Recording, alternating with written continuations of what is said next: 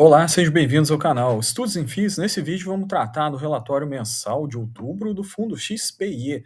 FIPE da XP para investidor qualificado que investe predominantemente em transição de energia. Tem também duas gerações no portfólio dele e recentemente mais o ativo novo da Alísio. É um fundo que está negociando hoje com 13% off, 13% de desconto em relação ao seu patrimonial. Esse aqui é o canal Estudos em FIIs, seu canal de FII Infras e FIPEs. Nesse canal a gente passa todos os FII Infras e os FIPEs listados aqui, né? Basicamente passa mês a mês e no final do mês a gente faz alguns relatórios de acompanhamento geral. Bom, vamos direto ao ponto aqui, vou fechar a tela e vamos mergulhar aqui no relatório dele. Bom, o que nos fala o relatório? O relatório nos fala que o fundo está negociando, né, com esse desconto de 13%, que seria uma cota negociada a 77 quase versus uma patrimonial de quase 89, né? O fundo passou por essa emissão, na qual a emissão foi feita com valor abaixo do VP anterior, o que resultou num VP médio de 88, quase 89 reais. Relembrando que a TIR do fundo, como a gente viu nos vídeos anteriores, não foi afetada, basicamente. Inclusive, ela está crescendo um pouquinho.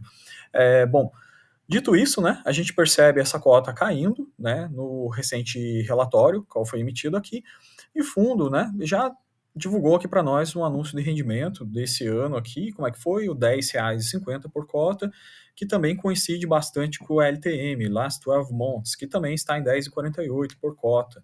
Né? Então, esse é o dividend yield que o fundo nos tem entregado pelo valor da cota. Bom, relativo à TIR líquida dele, né, a cota, a esse nível de cota, isso aí representa um IPCA mais 10,3 ou um spread 4,4 acima da NTNB equivalente. Beleza? Então, informações gerais do fundo. Vamos nos pontos que mais nos interessam, começando por aqui. Então, como é que o fundo tem distribuído em questão percentual? Então, ele está nos distribuindo aqui uma distribuição de 10,2% em relação à cota mercado 2023, dividend yield, isso aqui, ou um equivalente a LTM, Last 12 Months, 13,6% de dividendo. Isso é o que o fundo tem pago, né? Qual a previsão para o próximo ano? R$ 12, né? Então a gente já viu no vídeo que isso aqui, com esses R$ 12, que agora inclusive vai ser pago de forma mensal, né?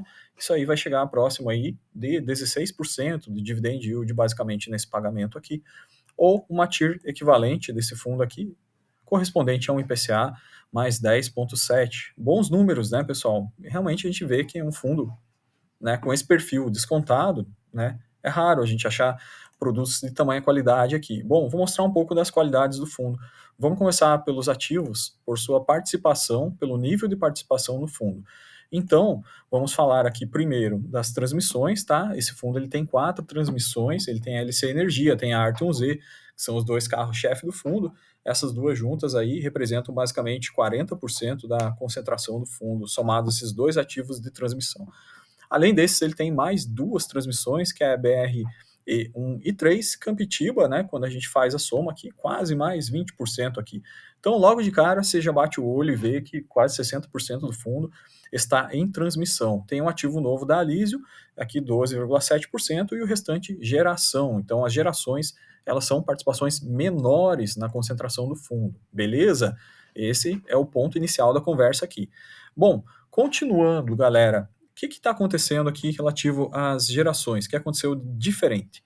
A gente teve nesse presente mês, que se passou, mês de setembro, teve o fenômeno de curtailment. Na verdade, isso é um corte, tá? Quando a rede não está apta a absorver a energia gerada, por uma série de motivos que a gente vai ver mais adiante. Bom, isso afeta o quê? Afeta a capacidade de geração. O fundo gera, mas não consegue entregar na rede.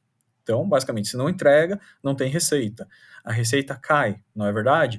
Mas o que vale ressaltar nesse fundo especificamente, não todos os fundos têm a liminar, mas esse fundo da XP, sim, ele andou na frente, ele tem proteção liminar contra esse tipo de evento aí, ou seja, ele tem sua geração de caixa até o presente momento preservada quando ocorrem esses efeitos do curtailment. Então, esse é o fato que, né, a gente fica mais tranquilo de saber disso. Bom, em paralelo a isso, né, o operador do Sistema Nacional tem comunicado esforços para mitigar essas ocorrências em 2024.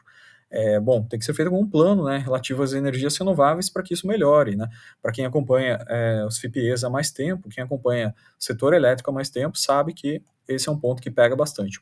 ponto do curtailment. Bom, resumo dos dois ativos, né? Só o maior aqui performando ok. Em setembro teve uma leve redução, na verdade, da questão de receita líquida, né? Geração não foi muito afetada, basicamente. E a gente teve aqui na Apodi esse efeito qual a gente viu. Teve uma redução na receita líquida que caiu da ordem média de 10 milhões para 6,6 milhões, né? A geração diminuída por esse efeito do curtailment que a gente viu agora há pouco. Mas quanto isso representa, né? Tipo, no fundo, é isso que a gente vai ver. Qual que é a representatividade disso no lucro líquido do fundo? Então, eu fiz alguns gráficos para a gente fazer esse cálculo junto e chegar a essa conclusão. Antes disso, vamos passar os dois outros ativos aqui. Transmissões, não teve nada, nenhum fato relevante aqui. Teve o reajuste recente, né, no mês de julho aqui, da questão das RAPs reajustadas por IPCA. Isso causa o quê? Um aumento no faturamento, né? Então as RAPs líquidas dos ativos aqui já vê elas trabalhando num patamar maior, né? Pois já houve essa revisional de RAP. Bom, as transições, elevada disponibilidade, nada a declarar.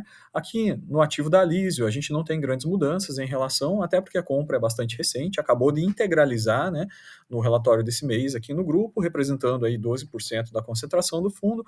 São duas debêntures aqui bem interessantes, com uma remuneração IPCA mais 13 e IPCA mais 20, duas séries, né? Então, um ativo, uma compra muito interessante. Isso aqui agregou bastante TIR para o fundo, tá? Bom, dentro desses quatro ativos aqui, então já vimos, né, que predominantemente a transmissão. A gente viu aqui quantos por cento é transmissão, bastante pesado em transmissão esse fundo. Então, o que, que acontece em linhas gerais? Em linhas gerais, a gente tem a remuneração, o lucro líquido proveniente de todos os ativos, só que esse gráfico que eu montei não está balanceado por participação. Por exemplo, a Apodi Energia, que é o laranja, aqui, perceba esse laranja. A Apodi Energia gera lá 10 milhões, por exemplo, né, por mês, né, de lucro líquido. Entretanto, apenas 10% disso é a participação da XP. Então, no final de tudo, veja, XP tem 10% das ações ordinárias, então desses 10 milhões de lucro líquido, 1 milhão seria dela, concordam? Bom, e os demais ativos, a XP tem participações maiores, veja, chegando aqui, por exemplo, nas transmissões, a 76% na Arteon, 64% na LC Energia.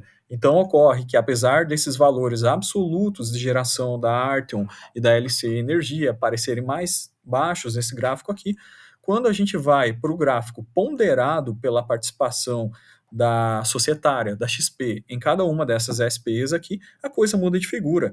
Então perceba que predominantemente a Arteon Z, que é esse azul claro aqui, representou no mês, na receita líquida de setembro, né, 2,7 milhões, ou seja, 41% da receita. Já a parte da LC Energia, 2,1 milhões, 31% da receita. Bom, somado aqui, a gente já percebe que 70% da receita está nessas duas transmissões, que são ativos mais seguros, né? Tá, mas vamos melhorar isso aqui, vamos colocar a BRE 1 e 3 também. Pronto, aqui já tem mais 0,9, mais quase 1 milhão de receita, né, garantida por RAP, somando esses ativos todos aqui, então já estávamos em 70, já fomos aí para, né, 83, 84, 85% nessas três transmissões aqui, beleza, pessoal? Então perceba que, assim, não tem nada muito relevante, porque a exposição do fundo é bastante menor relativa a essas duas operações, a Sol Maior é somente 5%, como a gente viu aqui, e a Apodi Energia, ela é participação da ordem de 10%. Bom, a Apodi Energia, gráfico laranja, então a XP performou 0,7 milhões aqui nesse mês de setembro de receita líquida. Se não tivesse acontecido nada, se a média viesse lá da forma que vinha, 10 milhões, esse aqui, em vez de 0,7, seria 1 milhão, né? Na melhor situação, seria em torno de 1 milhão aqui. Então, a gente está falando aqui de uma perda, basicamente, aí de 300 mil reais, uma perda potencial de 300 mil reais, numa receita total de quase 7. Tá? Então, ele acaba sendo bastante minorado por esse aspecto aqui do fundo, ter um carrego bastante grande em transmissões. Então, esse é um requisito, né, que a gente vê nesse fundo, a questão de diversificação. Você percebe que o fundo, no setor elétrico, ele é diversificado, mas, como a gente viu aqui, 85% da receita líquida do fundo está nas transmissões, que são ativos mais seguros, né? Por isso que esse fundo aqui dá uma certa tranquilidade para a gente por esse aspecto, né? Ele pode apostar um pouquinho mais, porque 85% do caixa, da geração de caixa, está nas transmissões, que tem alta previsibilidade.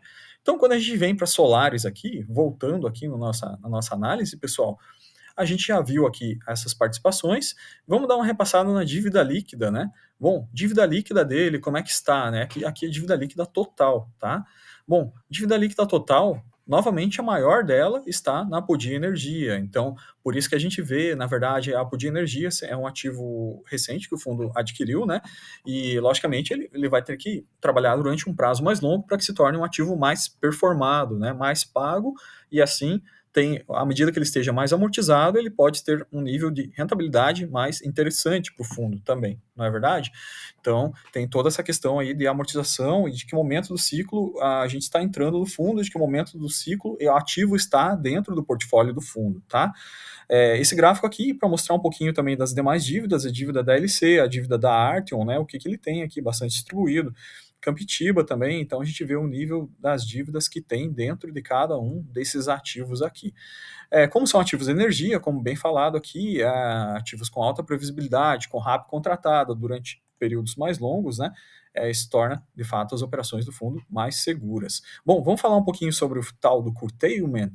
Então, esse fenômeno do curtailment já amplamente conhecido, né? Há muito tempo se fala sobre isso. Quando a matriz começou a ter as fontes renováveis em maior nível, maior predominância, né, crescendo no mercado, claro, tem que ter um plano estruturado para que isso não se torne um gargalo. Por quê? Por exemplo, a energia solar vai gerar quando tem sol, né? Vai gerar de dia. Já à noite não gera nada. Já a eólica tem uma geração bastante sazonal também. Existe maior nível de variabilidade. Normalmente a eólica 10% para cima ou para baixo. Bom, o que acontece, né, quando a gente tem essas fontes renováveis ligadas a uma rede? Por vezes acontece que a rede não tem capacidade de absorver excessos de geração, né? Então, nesse momento acontece o corte, que é o tal do curtailment, né? A rede corta porque ela não está tendo capacidade de absorver. Alguns fatores são baixa demanda e flexibilidade de outras usinas, restrições de transmissão ou operação. Então, esses são alguns motivos de corte, né? O operador, o nacional também pode solicitar o corte por algum motivo até financeiro, questão de preço.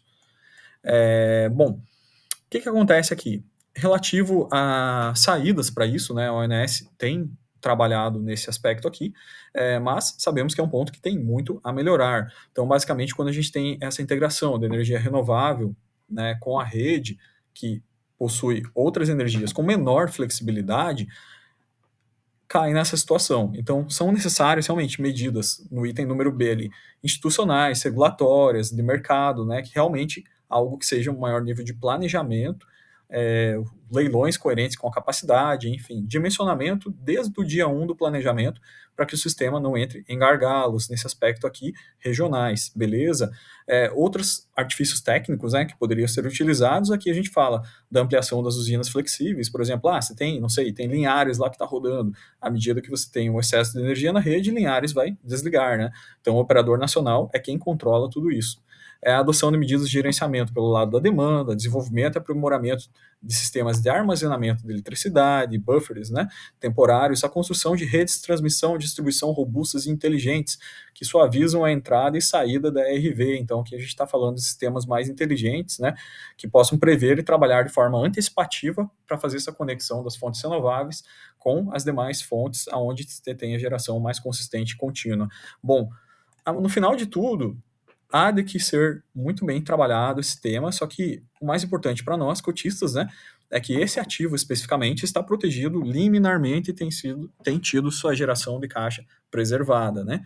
Então a gente tem esse aspecto aí. Apesar da geração e a receita terem sido mais baixas, tem essa liminar ao qual deve ser compensado, né, judicialmente. O fundo deve ser ressarcido desse residual ao qual ele deixou de gerar, que equivale nesse mês aí uns quase 300 mil reais pela conta que a gente acabou de fazer aqui.